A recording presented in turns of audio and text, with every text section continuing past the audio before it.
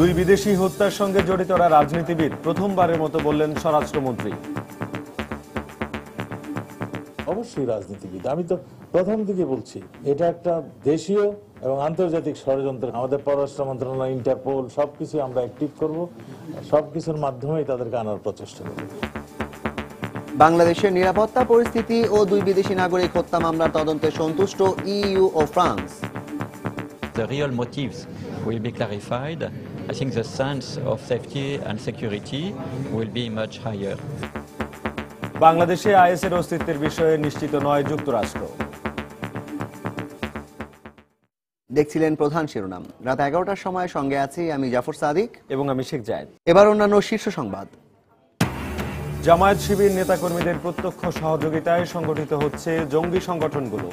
তথ্য আইন শৃঙ্খলা রক্ষা বাহিনীর চলছে বোমা ও গ্রেনেড তৈরির প্রশিক্ষণ। সুন্দরবন থেকে বিপুল পরিমাণ আগ্নেয়াস্ত্র ও গুলি সহ এক বনদস্যুকে আটক।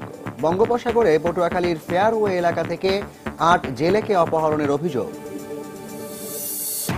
পর্যটন শিল্পের বিকাশে কাজ করছে সরকার। 60টিরও বেশি দেশের সঙ্গে বিমানবন্দরে তাৎক্ষণিক ভিসার ব্যবস্থা করা হয়েছে। বুদ্ধিস্ট পর্যটন সম্মেলনে প্রধানমন্ত্রী। আগামী পৌরসভা নির্বাচন দলীয়ভাবে করার প্রস্তুতি নির্বাচন কমিশনের। তার আগে আর কোনো দলকে নিবন্ধন দেওয়া হবে না জানালেন সিইসি। এবং নিরাপত্তার অজুহাতে অস্ট্রেলিয়ার ক্রিকেট দল না আসলেও আসছে ফুটবল দল। 14 নভেম্বর ঢাকায় পা রাখবে তারা। শেখ কামাল ক্লাব কাপের ফাইনালে চট্টগ্রাম আবাহনী।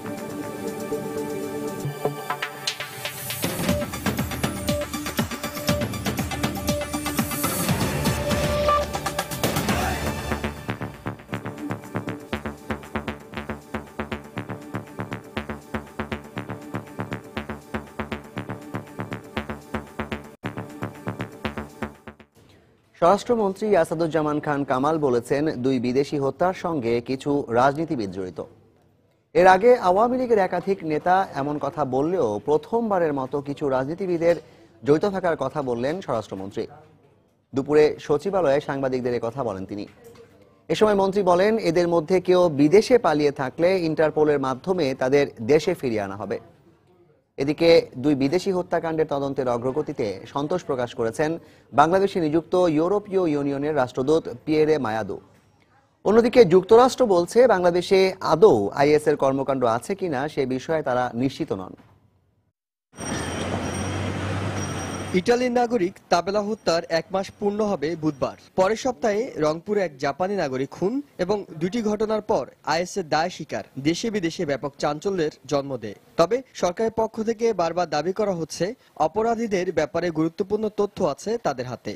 এই অবস্থায় দুপুরে সচিবালয়ে স্বরাষ্ট্রমন্ত্রী বললেন, 2-1 দিনের মধ্যেই এই হত্যাকাণ্ডের মূল রহস্য উন্মোচন হবে।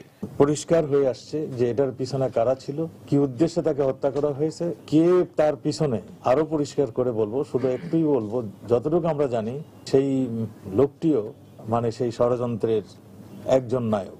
164 কিংবা আরো যে সমস্ত তথ্য উপাত্ত আমাদের কাছে আসছে সেগুলো সব ম্যাচ করে আরো প্রকাশ্যে আরো কিছু বলবো। বিদেশে গেলেও আপনাদের নাম জানিয়ে দিব, দেশে থাকলেও আমরা তাদেরকে অ্যারেস্ট করে আপনাদেরকে নাম জানাবো।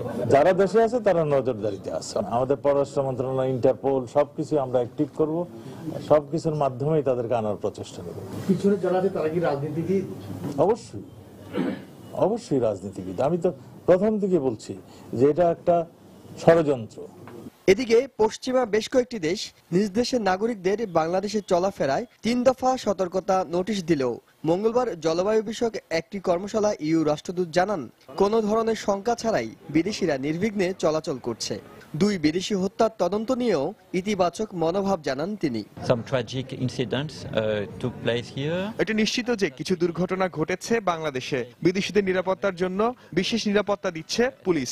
আমরা অপরাধীদের গ্রেফতারের জন্য অপেক্ষা করছি এবং আমি বিশ্বাস করি যে এই অপেক্ষার সমাপ্তি ঘটবে। অপরাধীদের গ্রেফতার করতে আন্তরিক রয়েছে সরকার।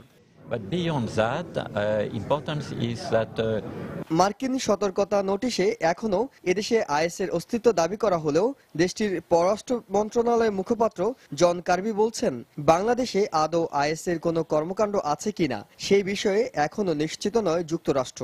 তবে বিষয়টি খতিয়ে দেখা জরুরি বলে জানিয়েছেন তিনি। সোমবার ওয়াশিংটনে মার্কিন পররাষ্ট্র মন্ত্রণালয়ের নিয়মিত প্রেস ব্রিফিংয়ে এই কথা বলেন জন কার্বি। হেসান জুয়েল, সময় সংবাদ, ঢাকা। চট্টগ্রামের শাহ আমানত আন্তর্জাতিক বিমানবন্দরে আনসারের পরিবর্তে নিরাপত্তার দায়িত্ব দেয়া হয়েছে আর্মড পুলিশ ব্যাটালিয়ন এপিবিএনকে। দুপুরে পুলিশ প্রশাসন এবং বিমানবন্দর কর্তৃপক্ষের বৈঠকে এই সিদ্ধান্ত নেওয়া হয়। বেলা 12:30টায় বিমানবন্দরের ম্যানেজারের কক্ষে বৈঠকটি শুরু হয়। পুলিশ কমিশনার আব্দুল জলিল মণ্ডল এবং বিমানবন্দরের manager wing commander Mohammad Riazul Kabir এর নেতৃত্ব দেন। বৈঠকে পুলিশ এবং বিমানবন্দরের ঊর্ধ্বতন কর্মকর্তারা উপস্থিত ছিলেন। এদিকে বৈঠকের পরই শাহ আমানত বিমানবন্দরের নিরাপত্তা মোতায়েন করা হয় এপিবিএন সদস্যদের। বোমা হামলা এবং বিমান ছিনতাইয়ের গোয়েন্দা তথ্যের ভিত্তিতে বিমানবন্দরের নিরাপত্তা জোরদারের নির্দেশনা দেয় স্বরাষ্ট্র মন্ত্রণালয়। গোপন ইনফরমেশন যাই থাকুক, আমরা আমাদের ব্যাপারে সচেতন আছি। আমরা আমাদের ডিউটিটাকে আমরা স্ট্রেংথেনিং করছি এবং কারো প্যানিক হওয়ার কোনো কারণ নেই। বিশেষ করে এয়ারপোর্টগুলোতে সিকিউরিটিকে স্ট্রেংথেনিং করার জন্য আমাদের এই পদক্ষেপ।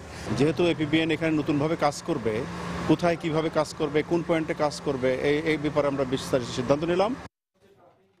এদিকে সিলেট ওসমানী আন্তর্জাতিক বিমানবন্দরের নিরাপত্তায়ও এপিবিএন এর সংখ্যা বাড়ানো হয়েছে। জাপানি নাগরিক কুনিও হোশি হত্যা মামলার তদন্তকারী কর্মকর্তাকে পরিবর্তন করে নতুন তদন্ত কর্মকর্তা নিয়োগ দেওয়া হয়েছে। এটি একটি পরিকল্পিত হত্যাকাণ্ড এবং স্পর্শকাতর হওয়ায় আরও দক্ষ ব্যক্তিকে মামলার তদন্তভার দেওয়া হয়েছে বলে জানিয়েছেন পুলিশের রংপুর রেঞ্জের ডিআইজি মোহাম্মদ হুমায়ুন কবির। দুপুরে রংপুর নিজ কার্যালয়ে সংবাদকে দেয়া এক সাক্ষাৎকারে তিনি একথা জানান।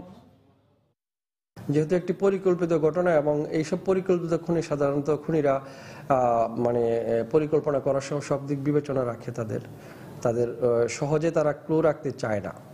তো আমরা খুব সর্বাত্মক চেষ্টা করছি, একটু হয়তো সময় লাগবে। আমরা বিভিন্ন অল্টারনেটিভসগুলো নিয়ে কাজ করছি যাতে মামলাটার সুষ্ঠু তদন্ত হয়। সেই জন্য আরও অভিজ্ঞ আইও নিয়োগ করা হয়েছে এবং এগুলো মামলাটা মনিটরিং করা হচ্ছে। ঊর্ধ্বতন কর্মকর্তারা প্রতিনিয়ত মনিটরিং করছে তার তদন্তের প্রগ্রেস। রাজধানীর পুরান ঢাকার হোসেনি দালানে বোমা বিস্ফোরণের মাধ্যমে সরকারকে অস্থিতিশীল অবস্থায় ফেলাই ছিল দুর্বৃত্তদের উদ্দেশ্য। দুপুরে হোসেনি দালানে বোমা বিস্ফোরণের ঘটনাস্থল পরিদর্শন শেষে এই কথা জানায় তদন্ত দল। ডিএমপির 5 সদস্যের টিম ঘটনাস্থল পরিদর্শন করেন। এ সময় ডিএমপির অতিরিক্ত পুলিশ কমিশনার শেখ মারুফ হাসান জানান, হামলার দিন পুলিশের কোনো গাফিলতি ছিল কিনা তা খতিয়ে দেখা হচ্ছে। এর আগে সকালে গাবতলীতে এএসআই ইব্রাহিম মোল্লা হত্যাকাণ্ডে ঘটনাস্থল পরিদর্শন করে তদন্ত দলটি। পরিদর্শন শেষে তদন্তের অগ্রগতির বিষয়ে তিনি বলেন, দারুস সালাম থানার এএসআই ইব্রাহিম মোল্লা হত্যাকাণ্ডে বগুড়া জেলা ছাত্র শিবিরের সভাপতি এনামুল হকের সম্পৃক্ততা রয়েছে। এনামুলকে গ্রেপ্তার করতে পুলিশের অভিযান অব্যাহত রয়েছে। পাশাপাশি এ ধরনের গ্রুপগুলো বড় ধরনের নাশকতার পরিকল্পনা করছে এমন আশঙ্কার কথাও জানান এই পুলিশ কর্মকর্তা।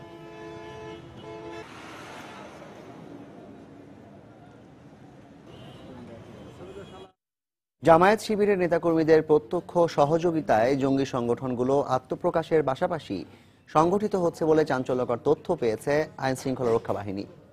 শহীদ হামজা ব্রিগেডের মতো জঙ্গি সংগঠনগুলোকে অস্ত্রের সঙ্গে দেয়া হচ্ছে বোমা ও গ্রেনেড তৈরির প্রশিক্ষণও। সম্প্রতি চট্টগ্রামে ঘটে যাওয়া বেশ কয়েকটি ঘটনায় জঙ্গিদের সঙ্গে জামায়াত শিবিরের সম্পৃক্ততার প্রমাণও পেয়েছে আইন শৃঙ্খলা রক্ষা বাহিনী। বিস্তারিত জানাচ্ছেন কমল দে। 2004 সালে শায়ক আব্দুর রহমান এবং বাংলাবাহিনীর নেতৃত্বাধীন জেএমবির ভয়ঙ্কর আত্মপ্রকাশের সময় জামায়াত শিবিরের সাথে সম্পৃক্ততার প্রথম অভিযোগ ওঠে। জেএমবির অধিকাংশ নেতাকর্মী ছিল জামায়াত শিবিরের রাজনীতির সাথে জড়িত। চট্টগ্রামের লালখান বাজার মাদ্রাসায় গ্রেনেড বিস্ফোরণ ঘটনার মূল কারিগর ছিল শিবির কর্মী নুরুন নবী। সম্প্রতি কয়েকটি ঘটনায় জড়িত জঙ্গি সদস্যদের সাথে জামায়াত শিবিরের সম্পৃক্ততার প্রমাণও পেয়েছে পুলিশ। জামায়াত শিবিরের যে এখনকার যে অবস্থানটি, তারা তো এখন মাঠে থাকার তো স্কোপ তাদের নেই। জঙ্গিতে নাম লিখিয়ে তারা আত্মরক্ষার চেষ্টা করছে। এক্সট্রিমিস্ট গ্রুপের যে সৃষ্টি, এটা তো জামাত শিবির থেকেই, এবং এরা একে অপরের পরিপূরক। যদি আবার এক হওয়ার প্রয়োজন হয়, এরা সবই এক হয়ে যাবে। এদিকে জঙ্গি সংগঠন শহীদ হামজা ব্রিগেডের গ্রেপ্তারকৃত 35 নেতাকর্মীকে জিজ্ঞাসাবাদের পর বের হয়ে এসেছে চাঞ্চল্যকর তথ্য। সংগঠনটির অন্যতম শীর্ষ নেতা মনিরুজ্জামান ডন এবং গ্রেপ্তারকৃত তার আরো 2 ভাই বোন সরাসরি শিবিরের রাজনীতির সাথে যুক্ত।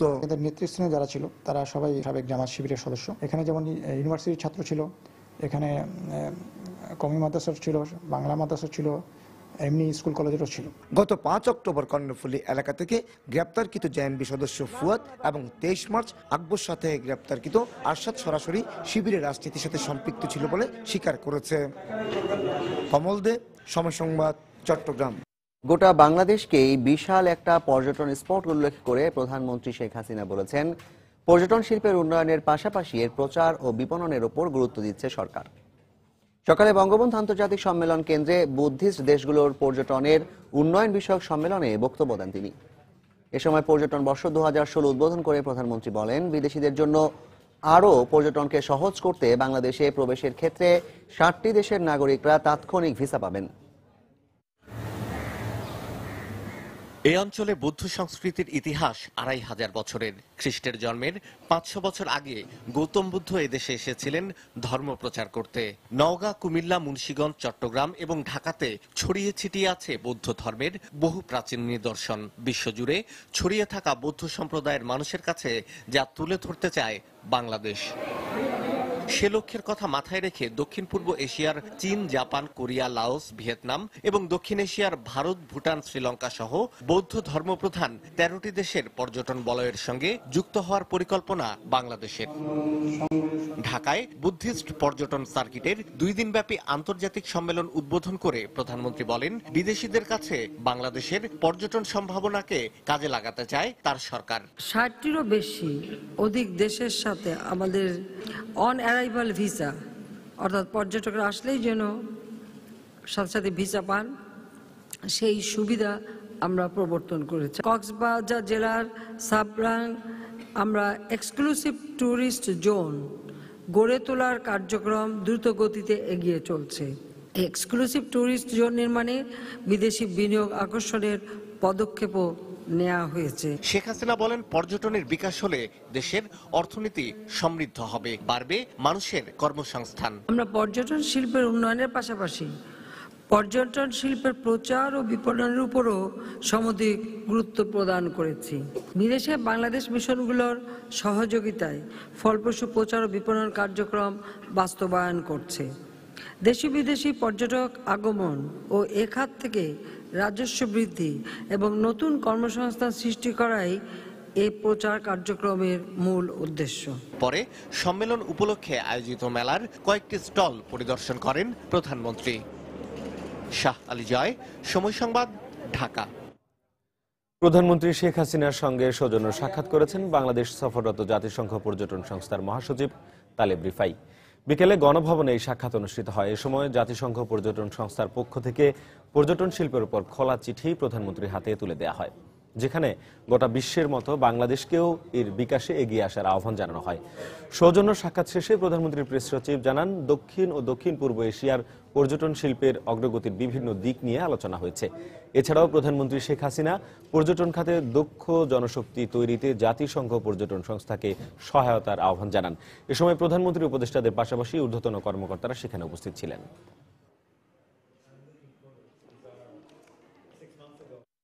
রাত 11টার সময় আরো থাকছে। প্রবারণা পূর্ণিমা উপলক্ষে রাজধানী সহ সারা দেশের আকাশে উড়ল শত শত ফানুস। ভগবান বুদ্ধকে স্মরণে পূজা অর্চনা ও মিষ্টান্ন বিতরণ ভক্তদের। আগাম নির্বাচন চেয়ে ট্রান্সপারেন্সি ইন্টারন্যাশনাল বাংলাদেশ টিআইবি বিএনপির অঙ্গ সংগঠনে পরিণত হয়েছে বলে মন্তব্য করেছেন বাণিজ্য মন্ত্রী তোফায়েল আহমেদ। এছাড়া যারা দেশে 92 দিন নাশকতা ও জঙ্গি তৎপরতা চালিয়েছে, তারাই বিদেশিদের কাছে সরকারের ভাবমূর্তি নষ্ট করার অপচেষ্টা চালাচ্ছে বলেও মন্তব্য করেন তিনি। দুপুরে সচিবালয়ে ঢাকায় নবনিযুক্ত শ্রীলঙ্কার রাষ্ট্রদূত ইয়াসোজা গুনাসেকেরার সঙ্গে সাক্ষাতের পর সাংবাদিকদের একথা বলেন তিনি। TIB is not a political party.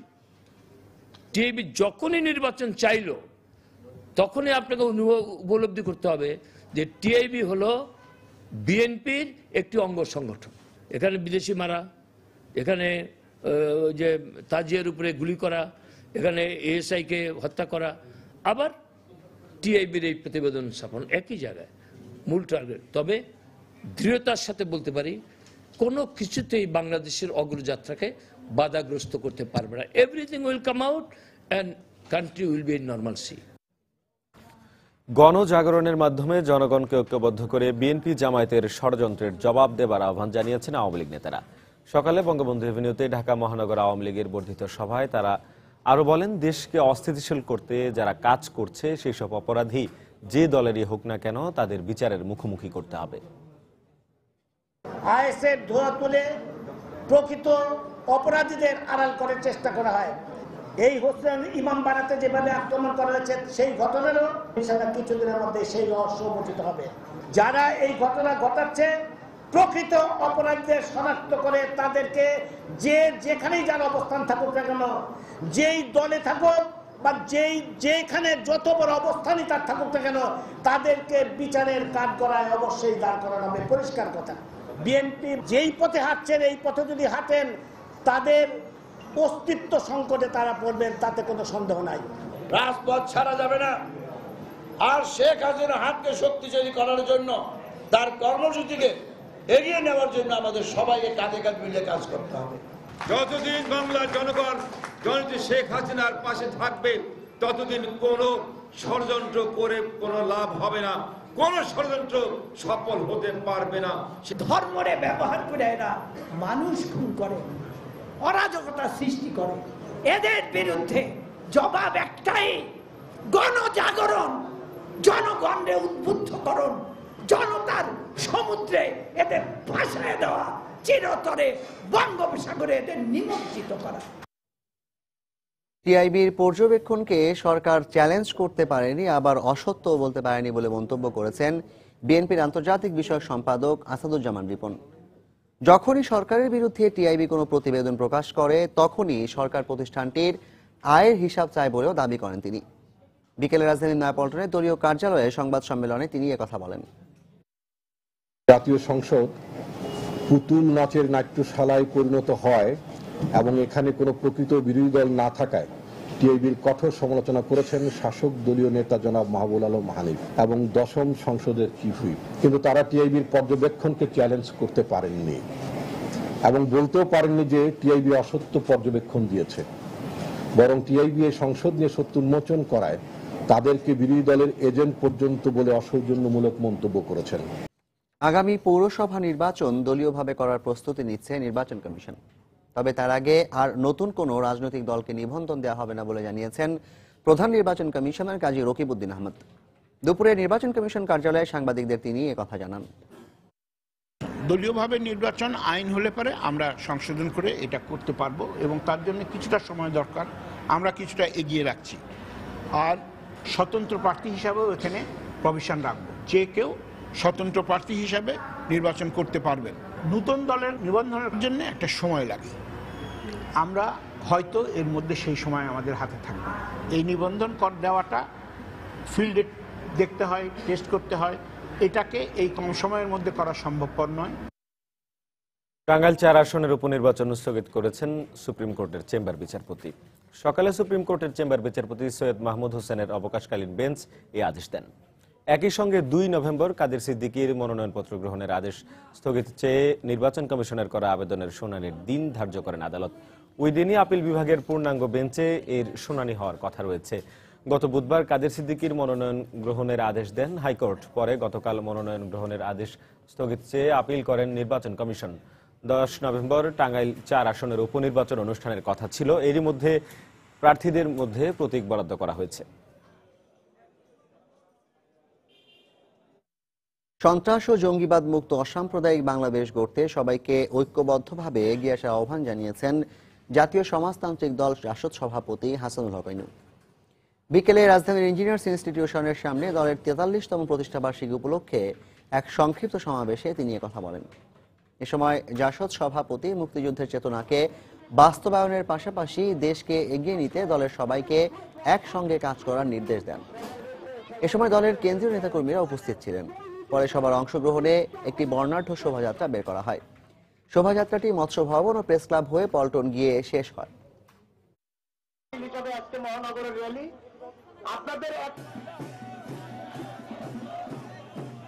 পশ্চিম সুন্দরবনে অভিযান চালিয়ে বনদস্যু ইলিয়াস বাহিনীর সদস্য শাহিনুর রহমানকে আটক করেছে র্যাব। এ সময় বিপুল পরিমাণে অস্ত্র ও গোলাবারুদ উদ্ধার করা হয়েছে। খুলনায় উদ্ধার করা এটাই সবচেয়ে বড় অস্ত্রের চালান বলে জানিয়েছে র্যাব। খুলনা থেকে তরিকুল ইসলামের রিপোর্ট। খুলনা রেঞ্জের কয়রা উপজেলার বাদুরঝুলি এলাকায় জলদস্যুরা অবস্থান করছে এমন সংবাদের ভিত্তিতে সোমবার অভিযান চালায় র্যাব। সে সময় র্যাবের উপস্থিতি টের পেয়ে গুলি ছোড়ে জলদস্যুরা। র্যাব জানায় আত্মরক্ষার্থে পাল্টা গুলি চালায় তারাও। জলদস্যুদের এর সাথে আমাদের গুলি বিনিময় হয়। গুলি বিনিময় হওয়ার এক পর্যায়ে জলদস্যুদের একজন সদস্য ইলিয়াস বাহিনীর সদস্য শাহিনুর রহমান, সে আহত অবস্থায় তাকে আমরা গ্রেফতার করতে সক্ষম হই। পরে ঘটনাস্থল থেকে আহত অবস্থায় শাহিনকে আটক করা হয়। শাহিনের স্বীকারোক্তি অনুযায়ী সুন্দরবনের বিভিন্ন স্পটে লুকিয়ে রাখা 23টি বিদেশি অস্ত্র, 1531 রাউন্ড তাজা গুলি উদ্ধার করে র্যাব। মঙ্গলবার সকালে খুলনায় র্যাব 6 এর কার্যালয়ে সংবাদ সম্মেলনে এসব তথ্য জানানো হয়। ডাবল ব্যারেল বন্দুক, 9টি সিঙ্গেল ব্যারেল বন্দুক, 5টি .22 SA রাইফেল, একটা 8 shooter gun made in turkey, একটা 303 রাইফেল এবং .22 রাইফেলের গুলি 1000 রাউন্ড, বন্দুকের কার্টিজ ছিল 437 রাউন্ড, 303 রাইফেলের গুলি ছিল 85 রাউন্ড এবং 7.62 রাইফেলের গুলি ছিল 9 রাউন্ড। এর ভিতরে কিছু দুই একটা অস্ত্র বা কিছু অস্ত্র থাকতে পারে যেটা লাইসেন্স টার্ম, কোনোভাবে হয়তো ভাড়া দিয়ে থাকতে পারে। র্যাব জানায় খুলনায় র্যাব 6 গঠনের পর এটাই আটককৃত সবচেয়ে বড় অস্ত্রের চালান। এই অভিযান অব্যাহত থাকবে বলেও জানানো হয়েছে। তরিকুল ইসলাম, সময় সংবাদ, খুলনা। অন্যদিকে বঙ্গোপসাগরে পটুয়াখালীর ফেয়ারওয়ে এলাকায় বেশ কয়েকটি ট্রলারে ডাকাতি হয়েছে। এ সময় 8 জেলেকে অপহরণ করা হয়েছে বলে অভিযোগ করা হয়েছে। জেলেরা জানান, গতরাতে কুয়াকাটা থেকে 50 কিলোমিটার দক্ষিণ বঙ্গোপসাগরে বেশ কিছু মাছ ধরার ট্রলারে হামলা ও 7টি ট্রলারে গণডাকাতি চালানো হয়। এক পর্যায়ে মুক্তিপণের দাবিতে 8 জেলেকে আটক করে নিয়ে যায় তারা। এছাড়া FB ইলমা নামের একটি মাছ ধরার ট্রলারও নিয়ে যায়। এ সময় কয়েকজন জেলে আতঙ্কিত হয়ে পানিতে লাফিয়ে পড়েন। অপহৃতদের সবার বাড়ি পটুয়াখালীতে।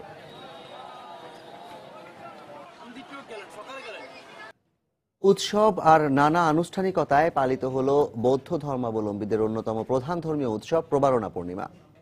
সন্ধ্যায় উপলক্ষে রাজধানীর মেরুলবাড্ডায় আয়োজন করা হয় ফানুস উৎসবের। সন্ধ্যা নামার কিছু পরেই নানা রঙের ফানুস বাতি আকাশে উড়িয়ে উল্লাসে মাতেন উপস্থিত বৌদ্ধ সম্প্রদায়ের মানুষজন।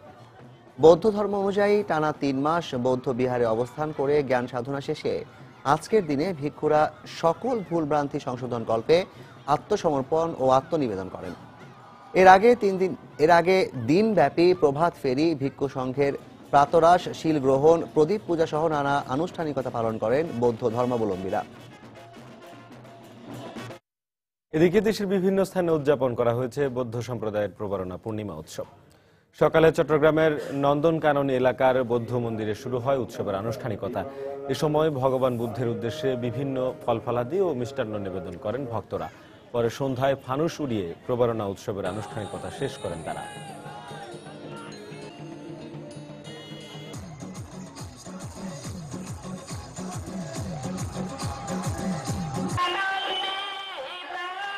দেশের মধ্য দিয়ে দিনটি উদযাপন করেন চাকমা ও বড়ুয়া সম্প্রদায়। ধর্মীয় র্যালি সহ পূজা অর্চনার মাধ্যমে বুদ্ধের কৃপা অর্জনের চেষ্টা করেন তারা।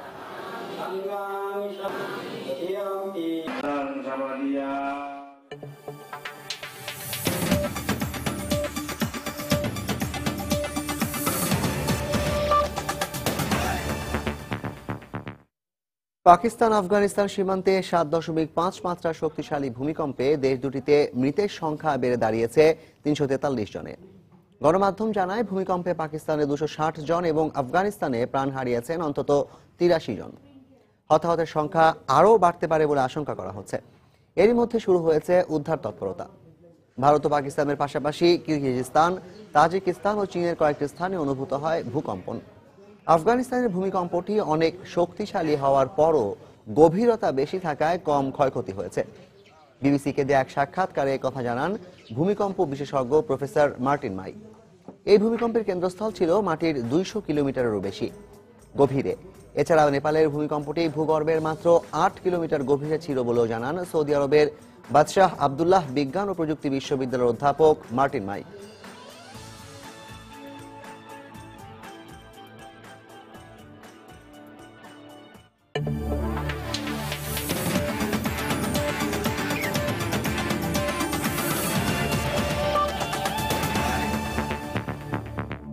অবশেষে বাংলাদেশে আসছে অস্ট্রেলিয়া জাতীয় ফুটবল দল। 17 নভেম্বর রাশিয়া বিশ্বকাপের বাছাই পর্বের ম্যাচকে সামনে রেখে 14 নভেম্বর ঢাকায় পা রাখবে সকারুসরা। বিষয়টি নিশ্চিত করেছে বাংলাদেশ ফুটবল ফেডারেশন বা ফুফে। 2018 বিশ্বকাপে খেলার আশা বাঁচিয়ে রাখতে হলে জয়ের বিকল্প নেই অজিদের সামনে। গেল সেপ্টেম্বরে নিরাপত্তার অজুহাতে বাংলাদেশে আসতে অপারগতা প্রকাশ করে অস্ট্রেলিয়া ক্রিকেট দল। একই কারণে 17 নভেম্বর বাংলাদেশের বঙ্গবন্ধু জাতীয় স্টেডিয়ামে বিশ্বকাপ বাছাই পর্বের ম্যাচ খেলতে অস্বীকৃতি জানিয়েছিল অস্ট্রেলিয়া ফুটবল ফেডারেশনও। পরবর্তীতে আন্তর্জাতিক ফুটবলের নিয়ন্ত্রক সংস্থা ফিফার কাছে তারা ভেন্যু পরিবর্তনের আবেদন জানায়, কিন্তু ফিফা তাদের সেই আবেদন বাতিল করে দেয়। শেষ পর্যন্ত বাংলাদেশে আসছে টিম কাহিলরা। সবকিছু ঠিক থাকলে 14 নভেম্বর রাত 10:40 সিঙ্গাপুর এয়ারলাইন্সের একটি ফ্লাইটে ঢাকায় আসার কথা রয়েছে তাদের। গেল ম্যাচে জর্ডানের কাছে 2-0 গোলে হেরে যাওয়ায় আগামী বিশ্বকাপের টিকিট নিশ্চিত করার জন্য এই ম্যাচ অজিদের কাছে খুবই গুরুত্বপূর্ণ। শেখ কামাল ক্লাব কাপের খবর। শেখ কামাল ক্লাব কাপের ফাইনালে উঠেছে চট্টগ্রাম আবাহনী। সেমিফাইনালে আফগান ক্লাব স্পিনঘার বাজানকে 3-1 গোলে হারিয়ে ফাইনালের টিকিট নিশ্চিত করেছে স্বাগতিকরা।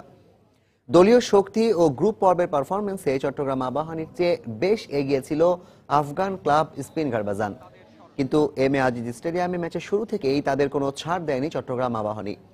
উল্টো তাদের উপর ছড়ি ঘুরিয়েছে স্বাগতিকরা। ম্যাচের শুরু থেকেই একের পর এক গোলের সুযোগ পেলেও প্রথম সাফল্য আসে 23 মিনিটে।